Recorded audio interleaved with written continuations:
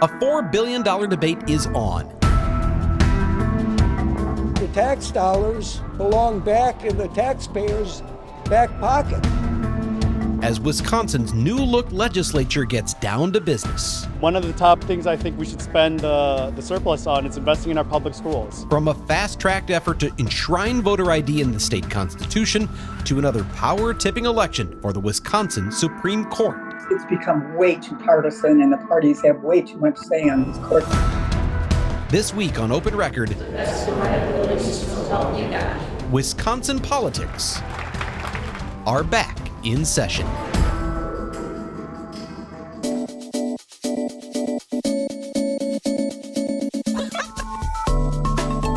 From the FOX6 studios, this is Open Record. I am Bryan Polcyn, and I am here with Open Record's executive producer, Sarah Smith. Hi, Sarah. Hi. And we are here with FOX6 political reporter Jason Calvi. I tried to say it so fast because I think it's like Jason's got stuff to do. So He's much busy. stuff. Jason, thank you for being here on the podcast. Thanks for having me on. We are recording this episode on Wednesday, January 15th, 2025. 9 days ago, a new cohort of state lawmakers took the oath of office in Madison, and the 2025-2026 legislative session is off and running. There's already a change in the state constitution in the works, a $4 billion budget surplus to divvy up, and in another wing of the state capitol, the balance of power on the Supreme Court is once again on the line this spring. We'll talk about all of that and more when we come back. And we are back on Open Record. Like any endeavor, Wisconsin politics has seasons, and we are just at the very beginning, Jason, of a new 2-year political cycle in the Badger State. It started January 6th as members of the State Assembly and Senate were sworn in for the start of the new session. But Jason, this legislature, it looks a little different than the last one and ones in recent years, right? That's right. We had this redistricting. Remember, there was the Supreme Court case, and then Republicans were worried that the Supreme Court was going to decide what to do with the legislative maps. Remember that Supreme Court's flipped from conservative control for 15 years to liberal control in 2023, and there was a case in front of the Supreme Court that dealt with legislative maps. And so what happened was the legislature went back and approved Governor Tony Evers' original proposal for the maps. The governor signed them, and what they didn't do that out of the goodness of their no, heart. the Supreme Court had ruled against the Republican maps. Once that court flipped, pretty much the day of the flipping, people filed a challenge to the legislative maps. This was a big issue. Remember, Republicans have controlled the legislature and the Supreme Court for many years. And so once that court flipped, there was an appeal regarding the legislative maps to the Supreme Court. The Supreme Court ruled against the Republican maps, and then it was going to go through that whole process of, okay, what should the maps look like? And in order to make sure that the Supreme Court didn't decide, which maybe it would have gone even farther to the Democratic side with those new maps, the legislature said, okay, the best bet for them would be to go with Evers' maps, which... So cut their losses. Let's agree to this because it could be worse. Yeah. And so when you look at the ramifications, Republicans still control both chambers, the Assembly and the Senate, but the margins are a lot slimmer in both chambers. So, for example, in the Senate, you had a supermajority before the election, and in the Senate, and then the Assembly was 2 seats shy of a supermajority. I'm sorry, in the Assembly it was two. And supermajority. Explain to us again what that means. Pretty much, with a supermajority, you could overturn the governor's. You could reverse the governor's vetoes. You can override the governor's vetoes. So it's vetoes. More than 50-50. Yeah. It's something. Super. What is that? It's a super. But it was. What constitutes a supermajority in the Assembly the numbers, and Senate? right? Is it 60%? Is it 2/3? What is that? 2/3, I believe. We'll check that out. But when you're looking at the numbers, remember there's 99 Assembly seats, there's 33 Senate seats, and so Republicans had that supermajority. So I mean, if you want, I can do the math right now. Not my forte. I believe Republicans Math had They had 64 seats. Is that right? They had 60. They had. You're talking about in the Assembly. They had 64 seats in the Assembly, and then after the election, remember, all 99 Assembly seats were on the ballot in November of 2024, and after that election, they had a majority. They had 54 seats, so they lost 10 seats in the Assembly. And these are, again, the Governor Evers maps still gave an advantage to Republicans here, but much smaller margin for Republicans compared to what they had in the past. That's the Assembly. In the state Senate, it went from Republicans having 22 seats in the state Senate down to 18. Well, and that margin is now tighter. So what kind of impact does that have on the way things work in Madison? Right. Well, I think that's a big question for everybody is what is this going to mean? I mean, the biggest thing we're going to be talking about the next few months is the budget. I mean, you're talking about all of your tax money. It's going to roads and schools and everything else of state government. And so the big question mark is what's going to happen with the budget. And when you're talking about Republicans having such a slim majority, I don't know what it's going to look like. I don't know what this whole process, how it's all going to play out when it comes to the budget process, because there are some conservative, the farthest conservative in the Republican Senate who might reject a Republican budget anyway because maybe they feel like there's too much spending there, right? So there's not a lot of margin to play with here. You're going to have to potentially negotiate. It's going to be a big mess, and we'll be covering all of it the entire time for the next few months. I mean, we've used the term here before many times in Wisconsin because of having a Democrat governor and a legislature controlled by Republicans. Gridlock. We are used to gridlock, where it's hard to get things done. Consensus is not easy. But in this case, we have these slimmer margins. I was interviewing one of the story, the story we recently did, and we talked about here on the podcast, adult changing tables. And I interviewed for that story now Dane County executive, former state lawmaker Melissa Agard. And she had pushed 3 consecutive sessions for legislation to get these adult changing tables mandated in certain large new construction projects where the public would be going. And I asked her, I said, do you think that it was an effort that will continue? And is there any chance of anything happening? And she used a word that I've heard other people use about this incoming legislature. She said, I think we're going to have a more pragmatic legislature this year. And I think she's referring to the fact that instead of it being wide margins where the Republicans are essentially protected from any sort of, I guess, like you talked about, infighting or whatever or something, now you've got slimmer margins. So keeping a coalition together is going to be tougher. Are you hearing that word, pragmatic? Is this legislature going to be a little more, I don't know, congenial, willing to work with the governor, and vice versa? I don't think so. Well, that's the question. I hear that word, and it suggests that maybe there's going to be some more reaching across the aisle, but you're saying you're already hearing no. Well, because there's already been proposals on the table from the governor that Republicans are already shooting down. They still have the majority.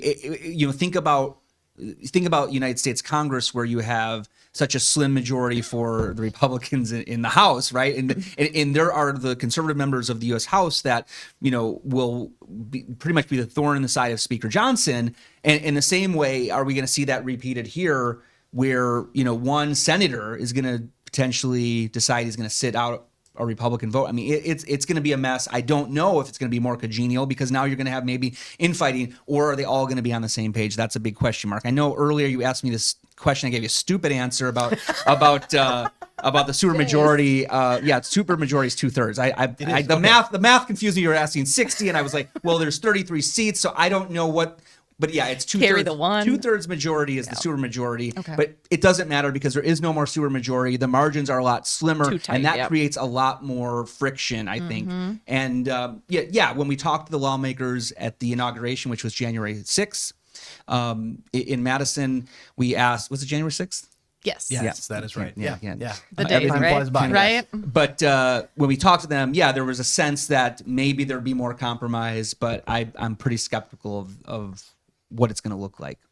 But again, the budget is the major document they're going to be fighting over the next few months. Does this give Democrats more wiggle room? When Governor Evers has proposed budgets in the past, he would put in things like marijuana, like legalization, both recreational and medicinal. Is this slimmer margin of majority for the Republicans in the Senate? When now you have Senate President, two that's new, Mary Felskowski, who in the past has supported medical. So, I mean, a lot of question marks. Is this going to mean that maybe there could be some things moving forward in the future? Republicans say they're going to scrap all the policy proposals that the governor's going to put into his budget, things like medical marijuana legalization. But again, lots of open questions right now. One of the things that we've talked about on this podcast is voter ID. So voter ID is already a law. So when you go to vote, you need to show an ID. Now they're looking to put it into the Constitution. What's the point of that? So yeah, it's already the law of the land, right? So when you go to vote, there's a few exemptions, Sure. but you pretty much, when you go to a polling place, you're going to show a photo ID. That's been the law of the land in Wisconsin since 2011.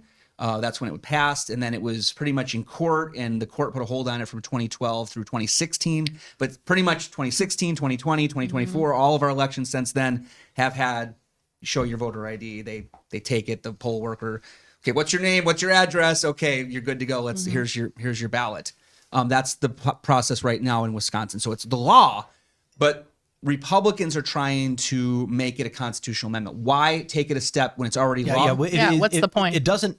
Putting it in the Constitution won't mean we get voter ID. We already have it. So why do they want to see it in the Constitution? What are they trying to accomplish by doing that? Two things. One is if it's in the state constitution, it protects it from a liberal Supreme Court ruling that particular law is unconstitutional. Well, if it's in the Constitution, then it's constitutional. The justices could not strike down the photo ID law. That's point number one. Point number two is, let's say in the future, and Democrats are optimistic that the next election, for when they have the next half of the Senate up for grabs in the Wisconsin legislature, that they could potentially flip that chamber. Look how close the margins are right now in the Senate. So if there's a possibility in the future where there's a trifecta in state government where Democrats have the governor's mansion, the assembly, and the Senate, they could pass a law simply to get rid of the photo ID law. Well, if it's a state constitution, if it's an amendment in the state constitution, you cannot do a simple vote, yes, no vote, to scrap the law. You have to go through the constitutional amendment process, which, what does it take?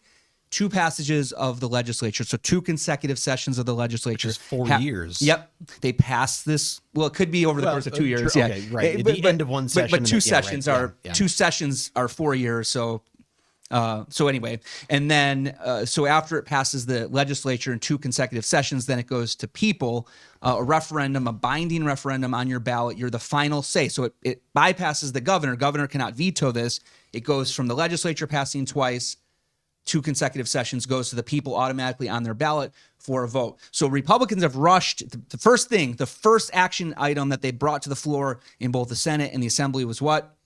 This constitutional amendment. It's a second passage. So that means now that it did pass the Assembly this week and the Senate last week. That means now it goes right to your ballot, which will be on your ballot in April. They had a deadline, I believe, of January 20th or 21st to finish that legislation to get it on the ballot for April 1st, our April 1st general election. So ultimately, you, the voter, are going to be able to decide if voter ID should be enshrined in the Constitution. And effectively what that does is take it from being a law written in pencil to a constitutional amendment that is now written in pen and maybe glossed over with some, lacquer or something. It's there in place, right? It's much harder to remove. That is something voters will get to decide come April. It is now you mentioned something interesting there. You said that it doesn't involve Governor Evers. It's essentially for the legislature an end run around the governor, because a lot of things that the legislature would like to pass, the Republican majority would like to pass, Governor Evers vetoes or promises to veto.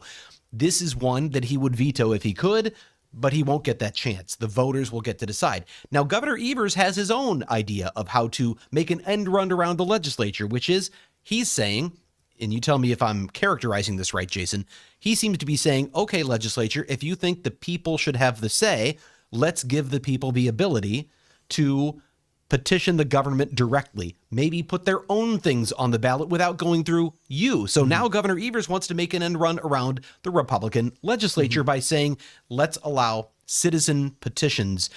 First of all, did I characterize that right? And secondly, is that going to happen? The short answer to the second question, no, it's not going to happen. Republicans, the governor, again, proposed this. It's the second time that he's proposed allowing these people. It's very popular in California. We often hear about these propositions that kind of go back and forth where voters can bring forward a change to state law. They can make a new law. They can scrap an old law. They can change state law. Wisconsin does not allow that right now. There's no way for you, the voter, to say, hey, we want to have a referendum on the ballot. Right now, it goes through the legislature. The legislature, 2 consecutive sessions, can pass the resolution, then puts it on your ballot. That's how this whole referendum process works at the state level in Wisconsin. So I think about 26 states right now allow these ballot measures. So that's when the people bring forward changes in state law, et cetera. 24 states like Wisconsin do not allow these people to bring forward their own referendum for the ballot. To change that would take an act of the legislature. It would actually take a constitutional amendment. But the legislature has to then not only pass it once, but twice. 2 consecutive. So in other words, Republicans say, well, we don't want this because that would allow you, Governor Evers, and your supporters to go around us. So why would we pass this? So that's why you're saying it's dead on arrival. Remember the Governor Tony Evers proposed this in 2022. That was after Roe v. Wade was reversed at the US Supreme Court level. So we called the legislature into special session to start this process of allowing a constitutional amendment. So the process of actually allowing voters to bring forward referendum would entail changing the Constitution again. 2 consecutive sessions of the legislature, then a referendum. So I know it's confusing you have to chart here to show you all of what I'm talking about. But long story short, Governor Evers twice now has pushed for this. Republicans instantly shot down the last proposal in 2022, and they're going to shoot down this proposal that the governor announced as the session was starting here in January here in Wisconsin. So definitely not going to happen this go around, but he is going to include this proposal in his budget. Again, the budget is going to be that biggest document we're debating in the legislature in Wisconsin. And I want to talk about that budget because it's not there's a big dollar figure we're talking about. $4 billion of surplus in Madison. It is your money, but what should your government do with it? We're going to talk about that when we come right back. And we are back on Open Record. Wisconsin state government is sitting on a gigantic pile of money. I mean, like big. So big. Yeah. $4 billion with a B. You might say times are very good in state government, but what to do with all of that cash? That is the debate that is unfolding. Again, you mentioned the legislature has already taken one action, that is to get this voter ID thing on the constitutional amendment for voter ID on the ballot for voters. Next up, what to do with this $4 billion. Now, 2 years ago, we talked about this. It was a $6 billion or more surplus. There's a $4 billion surplus now, so it's smaller, but there's still a lot of money. How does this happen? Yeah. and then, I mean, really. truly, I'm sorry What happened not to to the jump $2 right billion? in it, but I'm like, how does that, how? Yeah. So How? when you're That's a putting lot. together your budget, you're estimating and projecting tax revenue based on all kind of different factors. Data and stuff, yeah. And so the revenue that's been coming into the state for the last few years has been much larger than estimated. So we're seeing more income tax money coming in, other taxes, fees to the state. Think about all the different ways that sales tax money is all going to the state. All that money is higher, the revenue higher than projected. So when they were putting together their budgets, they were expecting X amount of dollars, and they actually got it's even more than $4 billion. I mean, $4 billion at the end of the day, but $4.5 billion potentially in surplus here.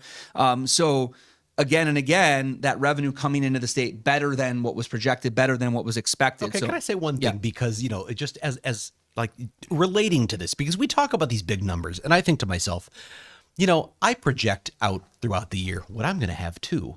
And if somehow at the end of the year, I was like, I got an extra couple mil I didn't know about. I don't know how that happened. I got 20,000 more than I thought was coming in. It doesn't usually happen that way. How do they end up with surpluses of this magnitude? How do you not know that it's going to be $4 billion more in revenue that's coming in? Yeah, and the other factor was, again, I mean, you don't know how many jobs are going to be created, sales tax, you don't know what the economy is going to look like. All of these things have been trending in the right direction. So that's one, is the revenue better than expected, but number two is the spending was lower. I mean, talking about hundreds of millions of dollars in spending that was lower than also projected. So you're budgeting, let's say you're going to buy that new car, and you're like, okay, I'm going to spend $3,000. Oh, I don't know. That's cute, Jason. I'm Jason's never bought a car. Having just bought when I used bought car Yeah, for a college I was gonna student. say, yeah. So 3 to 4 doesn't get you very far. You've been saving up your paycheck for months and months, years to buy that new car of $20,000, and you got it for 18. So the spending was less. Now you have a surplus, quote unquote, in your finances of $2,000. Blessing. That's part of the factor of why we got a $4.5 billion budget surplus, because spending was less than projected. Does the state look at it and go, oh, Okay, that's great. Like, are they excited about that number? Do they look at it and does it seem dreadful? Like, I mean, Oh no, they're very. I mean, both Okay. sides, Republicans and Democrats. The governor, the Democratic governor, Republican legislature celebrate this. Okay. Like, oh, this is because fill in the blank. Yeah. because we have been such good stewards of and the they, money. Yes, and Yeah. everyone thinks it's like Yeah. something they did personally. Okay, yeah. So Well, they're but both it's taking. it's like winning the lottery, though. Right. Someone wins the lottery, and you think, "Oh, all is good now," like the end of the movie. Right. Everyone lives happily ever after. But that's not how it works. And the same with the government here, because what happens they have is to put the money everybody wants a somewhere. piece of Yes. it. Everybody wants a piece of it. And it's so Governor Evers has a plan for Yeah, the money, yeah. Mm-hmm. but obviously, you did a story, was it a couple weeks ago, last week, where it was like everyone, all the other lawmakers have ideas of where this money So should that's go. the debate now, So right? now, What do we do yeah, with so our- what's the plan? So when the governor announced the budget surplus in the fall, late last year in 2024, he laid out several proposals for what he wanted to see done with that money, and he's going to he's going to use that money in the budget. So he's going to factor in the $4 or more billion of budget surplus when he divvies out what's in the budget. So he called out several things, in particular childcare. He says he wants to stabilize the childcare industry in Wisconsin. He says he wants to invest in public education at all levels. So that would be public schools, public colleges, the university system as well, the technical college system. So public education, and then rising costs for families, how to deal with that particular issue. He didn't give specifics on exactly what that proposal might be like, but that was what he was calling for: childcare, public education, and the rising costs for working families. So he wants to take this money that's already been collected and put it toward these causes that he believes are very important, whether it's education, childcare, things like that. He wants to spend that money in these places.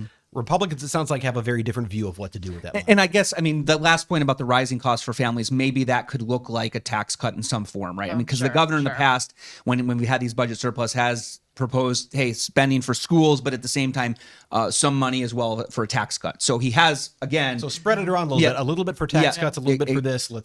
When you talk to Republicans, they say, hey, this is money that the taxpayers paid that the government did not need. It needs to go back to the taxpayers. So they're pretty much... their strongest emphasis for the budget surplus of $4 billion is tax cuts of one way, shape, or form. And so, in other words, this is money taken out of people's pockets. Yeah. We didn't need it. It's more than we needed. So let's give it back to them. Those are the two competing philosophies. But you mentioned if the governor has a piece of this that he says, I think tax cuts should be part of it, and Republicans certainly want tax cuts. Is there middle ground there, or is this another one where you feel like coming in, they're both saying this is, is it going to We'll be? never agree on. Is it how going to be very yeah. difficult to get the sides to agree on this? I think this is where the negotiations are going to take place. So Republicans wanted to say, they want to tell the governor, no, we want to do the tax cuts bill before the budget. They want to do the tax cut bill right now. Well, what does that do? When you're talking about negotiating power, that takes away the governor's negotiating power on the budget, because the governor could come out and say, hey, I'm going to give you certain percent in tax cuts, but I want you to invest in the budget so much money in schools. So he needs to have the tax cuts in the budget to then maybe get some concessions from Republicans on things that he wants. That's the whole sausage making. And so Republicans are trying to stop that right away by saying, let's do the tax cut bill right away. I do wonder this. We've talked in the past before, too, about the extremely powerful veto power of this governor, where he can veto things not just in whole, but in part and in little pieces. Is the legislature concerned if the tax cuts are in there that Governor Evers they don't have a supermajority, they can't overrule him. Could he go in and we agree to these things and then cut those things right out of the budget? Yeah, Is that why they want to do it separately and in advance? Yeah, that's also part of it, is the powerful veto pen, which is, in the Supreme Court's hands as well, where he extended out a decimal place. He scratched out a dash and then made how many hundreds of years was that? I think it was 400 years. Yeah. So pretty much, long story short, we may have even done a podcast on it at the time, but the governor has a very powerful veto pen. He scratched out and made what was supposed to be, I think, 20. We gave 2 years, 24 to 25. Yeah, and then it became 24, 25. Yeah, right. So these are the creative things that happen in Wisconsin politics. There's been, all kind of different ways that governors have used their veto pen, both Republicans and Democrats. Probably get also some veto whiteout. Yeah, right. I feel like, whoops-a-daisy. So that's one of the issues as well in Wisconsin, which is still also, there's legal issues at play as well in the courts on this issue. But yeah, it's always fascinating to see how those Well, vetoes there's play out. all these other issues that are waiting to be addressed as single issues, but it really feels like until they can figure out tax cuts, the budget, that stuff's going to be taking a back seat. Is that fair? Yeah, I mean, there's definitely things in the pipeline like this constitutional amendment, but that was literally because the deadline was right around the corner to get it on the ballot in April. But I mean, so far, not enough. I mean, I have feeds that track what's been filed. Nothing else has been filed as far as new legislation. I know there's a lot of new legislation in the works. At some point, there will be a flood of new bills, but no one's filing any of that because they seem to be focused on the budget, focused on tax cuts.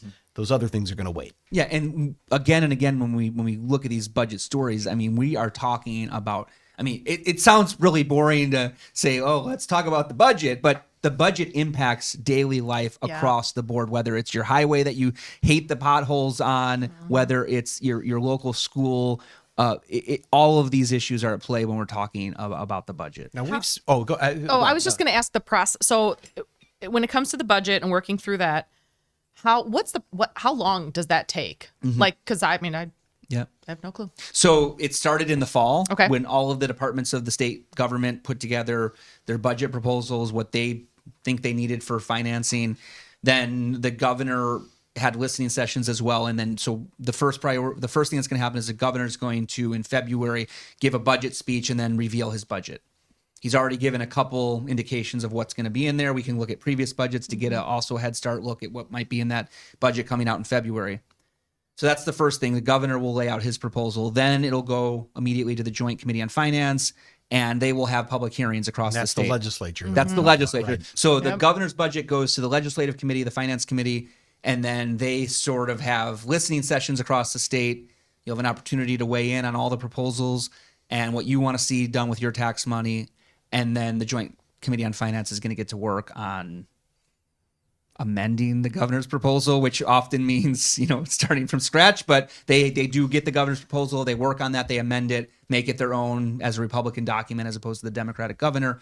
And then They'll amend like pretty much like Right. rip it up and start from scratch. Right. Is what they've done. But what's going to happen then? So that's at the committee level. There'll be these public hearings first, then the committee will dissect the budget. They'll make a bunch of Republican amendments. There'll be a lot of fights and debates between the Democrats and Republicans on joint finance. And again, because that majority for Republicans is a lot slimmer, that committee is going to have more, it'll be more balanced as far as it used to have heavy Republican control of that Joint Committee on Finance. And meanwhile, the governor doesn't come back into it, right? Like he just kind of goes, here it is, and then lets them all do their thing, right? But he's got the bully pulpit, so he'll go That's he'll true. go That's around the true. state. Yeah. And this is one of the things that the governor can do.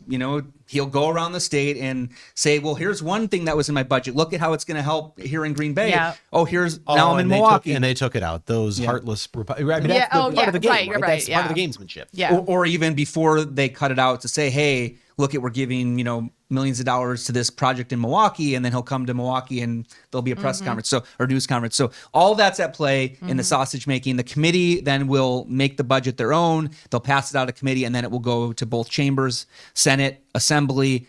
And then once it's passed, and that's going to be tough because of these margins. I don't know how this is all going to play out, but then it will go, once they pass it, it'll go to the governor, which has that very powerful veto pen. The state budget starts in July. So what happens if they don't have a budget in place by the start of July? The state funding continues with what we have in the current budget. So Got it. Okay. it's not like the federal government where things shut down. They don't have a budget. I do want to say this. I don't know if there's if we have any like social studies teachers watching, but if I were teaching a class to students and needed like a good civics class, that was, he laid some Dude, stuff I'm out telling right you, there. that's what I'm That's a saying. great education. To just take this episode and play it in class. Plus, it's less you have to plan I as a came teacher. into this You podcast. grade papers I or something. tried to do a little bit of research. I'm not very politically savvy, but sitting here listening to you explain all this, I'm like, oh, I get it now. Like I could go back and explain it to someone else. So When does the anyway. budget need to be in place? Oh gosh, July. July. Yes. Yes, we've already got a quiz. I We have a laugh quiz. because there's been Okay. a couple times this podcast where he would say something and he wants us to fill in the blank and we're too slow and he just fills in the blank for yeah. us. Well, so we've talked a lot about Governor Evers, the executive branch. We've talked a lot about the Assembly and the Senate. That's the legislative branch. Those are two legs of the stool, a three-legged stool. Don't ask me But that another third. No. major leg is, of course, the Supreme Court, the court system.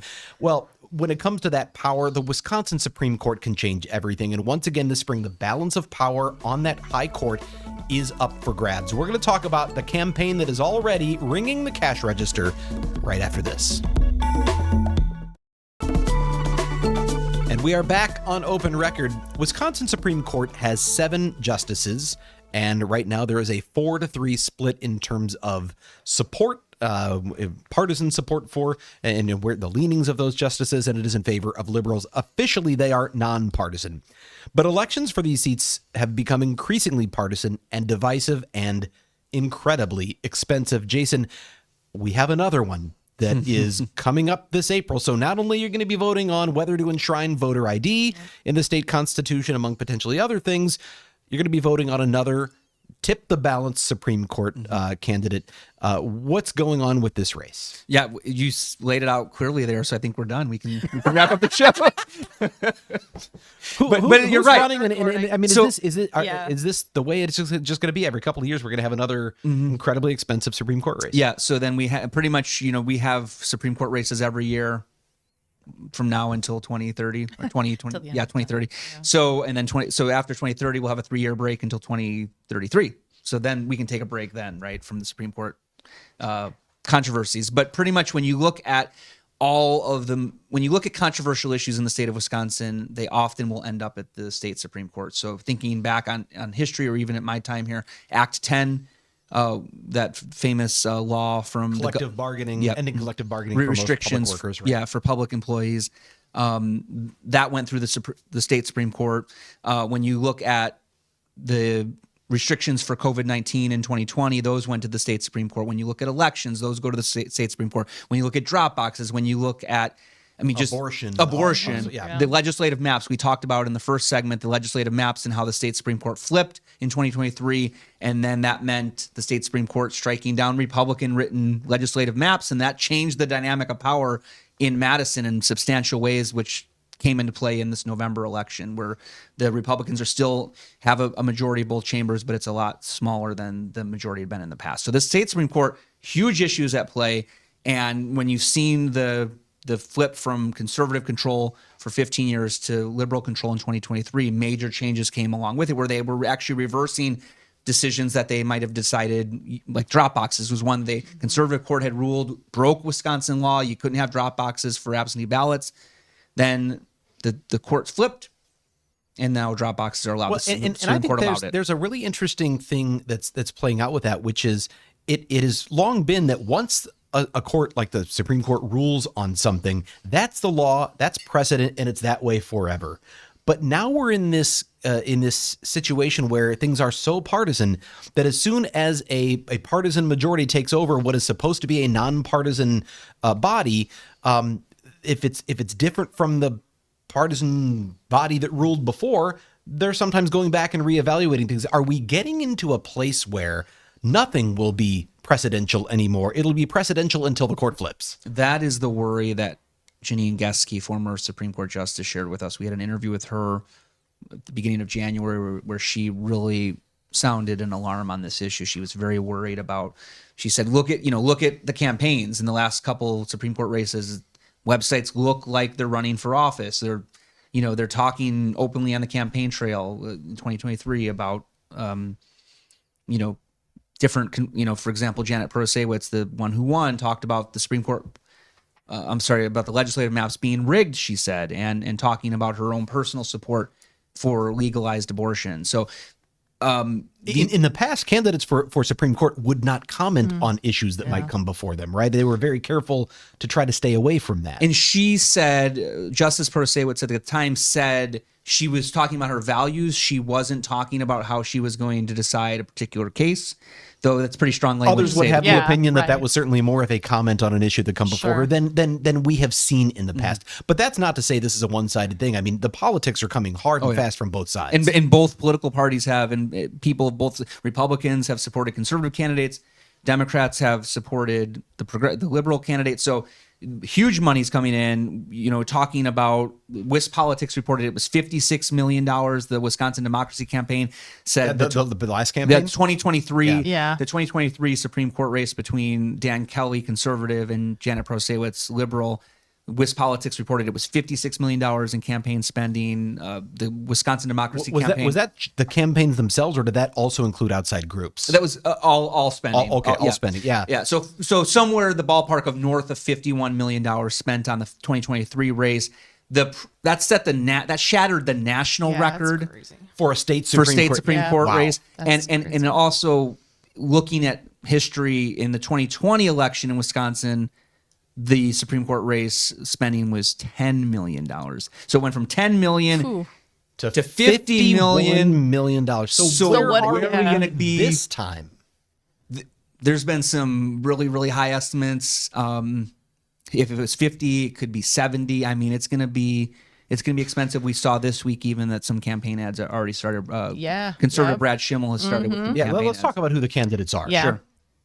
So we have a Dane County judge, and what would you guess her She's going to be the I one would supported by liberal organizations. Yeah, I was liberal gonna say group? liberal. Okay. Yep. liberal groups are backing her? It's Susan Crawford. So she's a Dane County judge, and we can get into her background a little bit. But she was a prosecutor and then went into private practice. During her time in private practice, she actually, all these stories kind of keep coming back to each other. She was the lead attorney fighting the photo ID law in 2011, in 2012. So Susan Crawford went into private practice. She had she also represented Planned Parenthood. So on some of the abortion related cases, she was a lawyer for them. And then, so that's the one that's seen as backed and favored by liberals in Wisconsin. Conservatives are backing Brad Schimmel. So Brad Schimmel's background, he was the Waukesha County District Attorney. He then became the Attorney General of the state as a Republican in the state of Wisconsin. And then after he lost re-election, he was appointed to become a Waukesha County District Waukesha County District Judge, a circuit court judge. And he is still a judge Yep. today. So they're right? both judges. He's Waukesha County judge. She's Dane County judge. They're both sitting judges right now at the circuit court Doesn't level. that almost spell it out for you right there? I mean, Dane County, one of the most Yeah. liberal counties in the state, a judge there. Waukesha County, one of the most conservative counties in the state, Historically, although yep. that's been changing. Yeah, right. But you have a judge and former DA from there, and they're going head to head.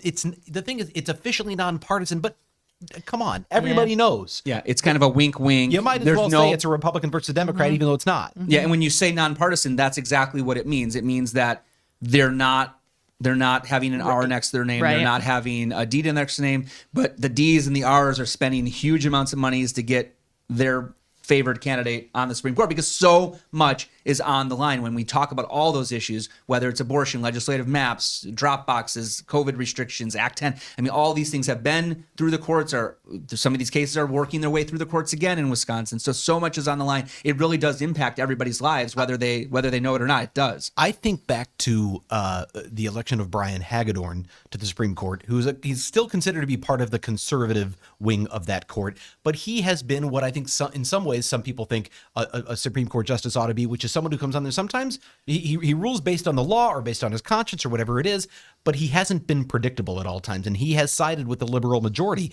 at times, or with what at the time was a liberal minority. He has made it a majority by siding with them. Republicans now look at that and the people spending all of this money, and I imagine they go, we have to make sure the candidate we pick isn't someone who's going to, in their view, flip-flop on us. Yep. Someone who's going to get on the court, and then they want someone predictable. Mm-hmm. And I think both sides here, if you look at, Brad Schimmel would probably object to that characterization and say, I'm going to rule on the law. And Susan Crawford would say the same. Yeah. But with this much money in the race, is there any chance that they're picking candidates to back who they don't think are reliable for their side? And I think that's what we saw in 2023 when you had somebody like Judge Jennifer Doro, who had just finished that Waukesha Christmas attack trial against Darrell Brooks, and she had statewide or at least Milwaukee attention because everybody's covering that case. She was a sudden rock star. Yeah, she was a rock star. And I mean, I think at the end of the day, conservatives went with Dan Kelly in that primary. There was 4 justices in the February primary in 2023, or 4 judges on the ballot in 2023, and the top 2 vote getters moved on. So kind of the way it worked was Dan Kelly and Justice Janet Prosewitz went on. They won the primary. I think the reason why conservatives didn't go with Doro at the time is they knew that Justice Kelly was formerly on the Supreme Court, was going to be a reliable conservative, was Judge Doro going to be a Brian Hagedorn who flip-flopped from time to time from conservative favored opinions. So he was a known quantity. They knew what he had been like when he'd been on the court before. I just wonder, though, when we talk about a court that has become so partisan, and in some ways you have sort of these chess pieces that are then predictable, does the public trust in this body? I think that's the thing we're hearing so much more about at the national level. The U.S. Supreme Court, is public trust being lost in the courts? And you talked about Janine Geske. Is that the concern, that if this becomes just a game of money and getting the chess pieces on the board, and it's not really about the law anymore, does the public lose trust in this body to make sure that the law of the land is what it ought to be? And that was what her concern was, is, that this, she pretty much said she was done with supporting electing judges in the state of Wisconsin. So when you look at it, we did a story on this past week. The appointing versus the electing, right? So I don't have the numbers on the top of my head as far as, and maybe you do, but as far as the number of states that have appointed their Supreme Court justices versus the states that have elections. But the point of the matter is that this has been a debate. There was a discussion at the Wisconsin Constitutional Convention when we first started as a state about whether it should be appointed or elected. And back then in 1853, that was the first time we had the Supreme Court statewide elections. And it was statewide elections, 1853. There was never an appointment. Other than these high-dollar elections, is there any proof that appointments are less political because they're appointed by someone from a party? Yeah. Duke Law School, the Duke Law Journal did 2 research papers on this particular topic, looking at Supreme Court cases across the entire state, at the state Supreme Court level, across the entire country. And what they found, they did one on whether elected judges, when they were up for election, seemed to be siding with one side or the other, conservative, liberal, etc. So both of the research, and then the other one looked at whether the appointment process tilted judges, and they found that in both instances, the justices were potentially, when they were up for re-election or they knew they were up for reappointment, were siding one way or the other. That's what the research showed. Now, to be fair to Judge Schimmel and Judge Crawford, we did interview both of them about this particular issue, and they both, what do you think they said? They both said They're going to follow the law. They're going to follow the law. They're going to be impartial. They're putting on the black robe. They're not putting on the color of a jersey. They say for both of them that they've been judges in the court and they've been able to fairly mete out justice. You know what they say in investigative reporting? Follow the money. Follow the money. That's the one. We are going to take a break, and when we come back, we will go off the record. And it is time for us to go off the record. This is the part of the podcast where we get a little more casual and have a little fun by answering questions. You're laughing because I looked over at Jason and he was like, he just shook his head like, here we go. Because we're going to, because it's the part where I say we're going to have a little fun, and he goes, I don't know about that. You. We don't By answering a question that Sarah brought in. How bad does a meal or a portion of the meal have to be for you to say something if you're at a restaurant? Ooh. So you're at a restaurant, you order. How bad or something wrong does the meal or a portion of the meal have to be before you say something or send it back? I don't. Oh.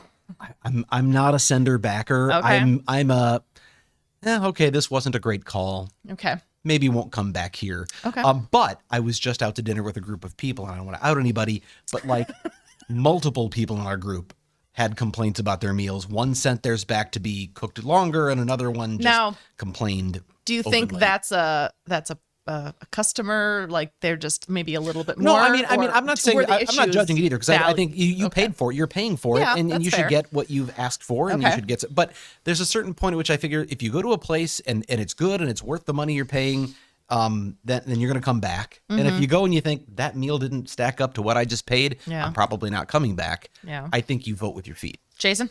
I would probably side with Brian. I mean, unless those fries were ice cold. Yeah, it's got to be pretty bad, I mean, right? I can't imagine. I mean, I think if it was the wrong entree, like Yes, I ordered yeah, the it's like- filet mignon, and I got a burrito. Not that we're ordering, but like we're ordering the hamburger and I got the chicken sandwich. Like maybe then I would say, Yeah. oh well, and I already ate half of the chicken sandwich. I ordered the hamburger? You know, maybe in that instance where it was the wrong food or the fries are cold. But other than that, I mean, if it was something that where the temperature was really cold on something that needed to be hot. I wish we could talk longer on this, but we are out of time. We are going to take a break and wrap things up when we come right back. That's all we have for this week. If you have time or a topic you would like us to discuss on Open Record or an issue you think we should investigate for Fox 6 News, send us an email to fox6investigators@fox.com. Sarah, thank you. Yeah. Jason, thank you. Dave Machuda, manning the video switcher, thank you as well. With that, I'm Bryan Polcyn. We'll be back next week.